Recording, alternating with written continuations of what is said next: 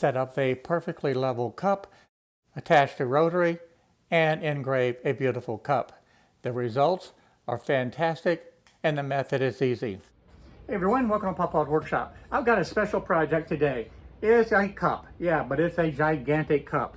This cup is 112 millimeters in diameter, and that maxes out what I can actually be able to engrave using the rotary attachment without doing some significant modifications. So this is going to be a fun project to be able to engrave today.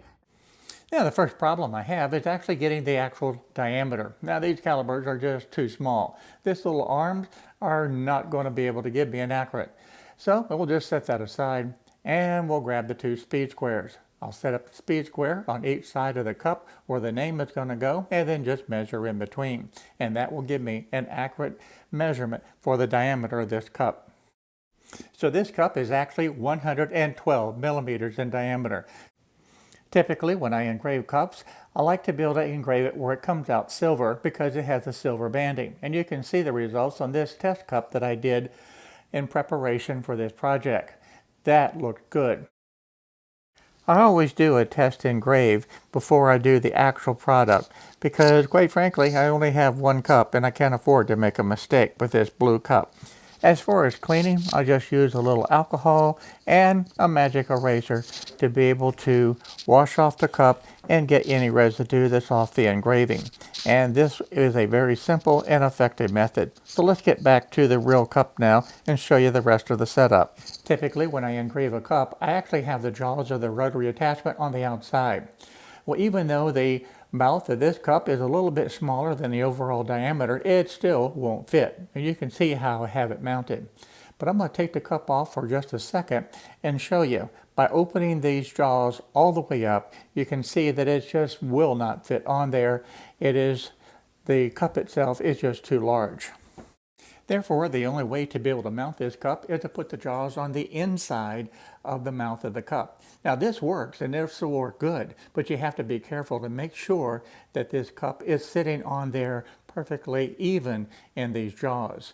So I check each individual jaw to make sure that the cup is actually fitting right to the rear of the jaw itself, and then I can tighten this down. Or in one case, you really loosen it to be able to make it tight against this cup. I want to show you up close just how a small gap is left. That's less than 1/4 of an inch between the cup and the bottom of this rotary attachment. Not much room to spare for the size of this cup. I'm using 2 wooden shims to be able to raise up this rotary attachment to be able to get it perfectly level.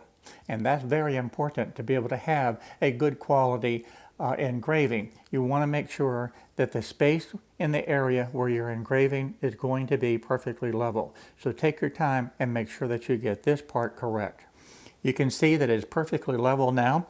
The next step is to make sure the rotary attachment is parallel to the laser head itself. Now the last thing we want to do is make sure that it's square. And right now it's not. So I'm going to slide this back just a little bit. Well, I'm going to leave that right there. I'm going to pull the machine forward.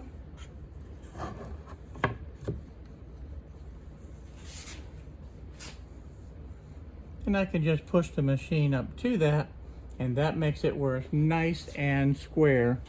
And the next thing I want to do is get the Z height set. By pulling the laser head over to the spot where you have this little kickstand on the X tool, it drops down and then you can just manually adjust the height of the Z axis. And you want that at the highest point on the cup itself. And once you have the height set, make sure you put the little kickstand up. After that, it's just a matter of aligning it to the center point on the cup itself with the laser head. The settings are going to be different for each and every laser out there. So my goal here is to be able to show you exactly how I set it up. The framing is the next step. I always frame to know exactly where the name or the logo is going to appear on the cup. Once I'm satisfied with that, then I can actually start the engraving. It's important to note, I'm not trying to get the silver look because there's no silver on this cup at all. Because this cup is solid blue, I want to be able to have the letters actually print out blue also. So with all the work done, it's time to start the engraving.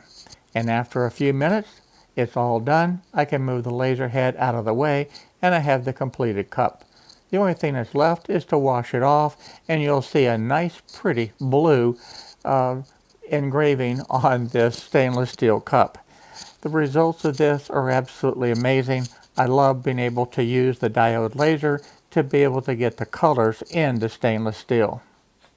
Well, I hope you enjoyed this real short video on just how easy it is to be able to do the engraving of the tumblers. It's not that hard. The real challenge is be able to do a test grid ahead of time, and I've shown exactly how to do that in the previous videos. So you might want to take a look at some of those.